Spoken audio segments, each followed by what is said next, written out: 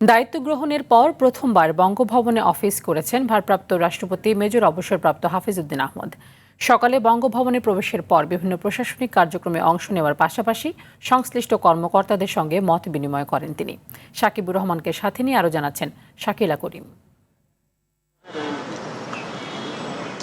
দায়িত্ব গ্রহণের প্রথম কর্মদিবসে সকাল 11টার কিছু পরে বঙ্গভবনে পৌঁছান ভারপ্রাপ্ত রাষ্ট্রপতি হাফিজউদ্দিন আহমদ বীর বিক্রম। ঘুমের জাদু সোয়ান গ্রুপের একটি পণ্য। বঙ্গভবনের গেট থেকে বরণ করে ভেতরে প্রবেশ করানো হয় ভারপ্রাপ্ত রাষ্ট্রপতিকে। ভেতরে প্রবেশের পর গার্ড অব অনার গ্রহণ করেন হাফিজউদ্দিন আহমদ বীর বিক্রম। সেনাবাহিনীর একটি চৌকস দল গার্ড অব অনার প্রদান করেন রাষ্ট্রপতিকে। পরে তাকে ফুল দিয়ে বরণ করেন বঙ্গভবনের কর্মকর্তারা। রাষ্ট্রের সর্বোচ্চ সাংবিধানিক কার্যালয়ে দিনের আনুষ্ঠানিক কার্যক্রম শুরু করেন তিনি। প্রথম দিনেই নিয়মিত প্রশাসনিক কার্যক্রমে অংশ নেন ভারপ্রাপ্ত রাষ্ট্রপতি।